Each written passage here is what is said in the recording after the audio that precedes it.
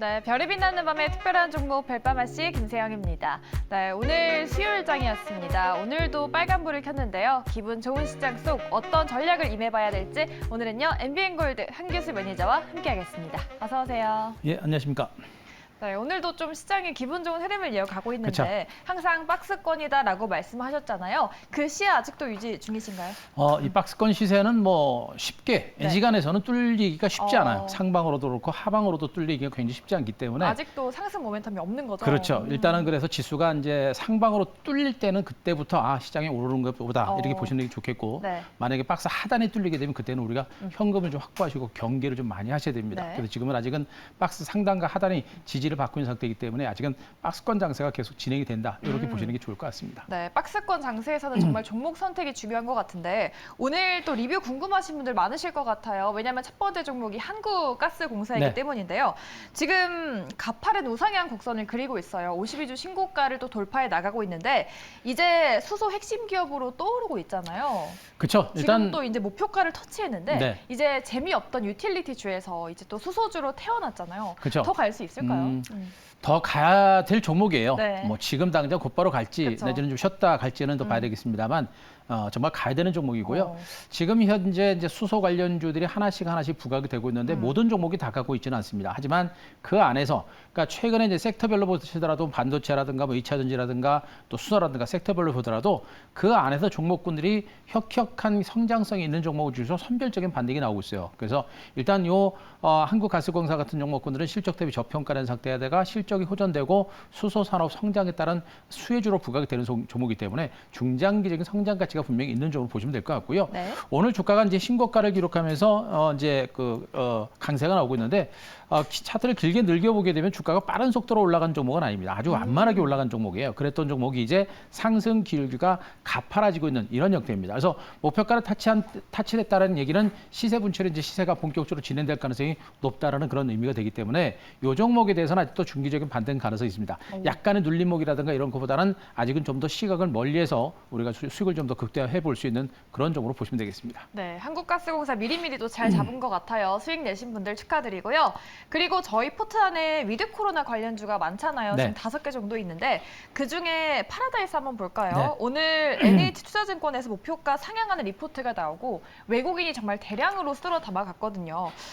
미국 카지노는 이미 매출을 회복했다고 하는데 자. 아시아 쪽은 아직 좀 더디다고 하거든요. 좀 일단 충분히 기다려 볼 수 있겠죠? 충분히 기다려볼 값어치가 있죠. 네.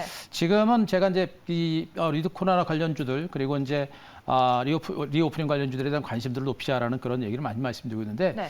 저는 일단 지금 시장에서 많이 올랐었던 뭐 2차 전지라든가 내지는 뭐 수소 관련주들도 너무 많이 올라간 종목들 이런 종목을 우리 시청자 여러분이 쫓아가서는 대응하기 굉장히 어려운 구간이라고 보고 있습니다. 그쵸. 재료가 많이 반영이 됐고 대신에 이제 이 리오프닝 관련주들의 경우는 일단 호재라고 하는 부분들이 거의 반영되지 않은 일부 정도밖에 반영되지 않은 상태입니다. 이런 상태에서 이제 올해 연말 내년부터는 여행지에 대한 기대감들도 상당히 커질 수가 있기 때문에 리오프닝이라는 부분에 있어서는 굉장히 메리트가 있는 그런 부분이라고 보시면 돼요. 특히나 카지노 관련주의 경우는 그 재료 자체가 이제 거의 반영이 안 됐고요. 뭐 앞에서 잠깐 반영됐다가 주가가 다시 밀리면서 거의 원 상태입니다. 거의 주가가 회복이 안 된 상태로 보시면 되겠죠. 물론 지금 당장 실적 호표까지는 좀 시간이 걸리겠습니다만 본격적인 경제 재개가 진행이 되게 되면 그에 따른 실적 호전 기대감은 굉장히 빠르게 올라올 수 있기 때문에 지금 파라다이스가 주가가 오늘 올랐습니다만 이 반등의 흐름은 마셨듯이 이제 시작 단계에 불과한 이런 상태로 보시면 되겠죠. 그래서 여행주들과 항공주의 뒤를 이어서 이제 이런 카지노 관련들도 본격적인 반등 가능성이 높기 때문에 오늘 이 반등은 많이 오른 것이 아니라 이제 네. 시작한다는 그런 시그널로 받아들여서도 무방하지 않을까 이렇게 분석드리겠습니다. 네, 두 종목 수익 잡고 계신 분들 축하드리고요. 오늘 알려드린 리뷰 잘 기억하셔서 차분하게 또 안정적으로 앞으로도 수익 많이 내실 수 있기를 응원해 보겠습니다. 네, 저희가 이틀 전에는 시간이 부족해가지고 한 네. 종목밖에 못했잖아요. 오늘은 또 꽉꽉 채워서 두 종목 한번 알아보도록 하겠습니다. 오늘의 첫 번째 종목 키워드로 열어볼게요. 네, 키워드는 또 위드 코로나네요, 네. 매니저님. 이제 방향을 아예 잡으셨나 봐요. 일단 뭐 주식이라는 거는 결국엔 네. 우리가 기대 수익률이 큰 쪽으로 우리가 승부를 걸어야 그쵸. 되고요. 그리고 일단 투자하는 시간에 비해서 수익이 좀 많아야 됩니다. 네. 그리고 배팅하자마자 우리가 수익을 낼 수 있는 부분들, 그러나 초동기 안전한 종목에 대해서 우리가 공략을 해야 되는데 네. 바로 이제 위드 코로나 관련된 종목이고 그에 따라서 이제 수급이 이제 빠른 속도로 개선되고 있는 그런 종목으로 보시면 되겠습니다. 네, 알겠습니다. 또 위드 코로나로서 여행 가고 싶으신 우리 매니저님 어떤 종목 가져오셨을지 한번 열어보도록 할게요. 첫 번째 특종입니다. 역시나 또 여행주 티웨이 항공입니다. 항공주 안에서 뭐 대한항공, 아시아나항공도 있는데 그쵸. LCC를 눈여겨보시는 특별한 또 이유가 있을까요? 일단은 뭐 아시아나항공은 제가 이제 지난달에 한 번 또 가져왔었고 한달 전에 수익을 많이 맞아요. 냈었고요.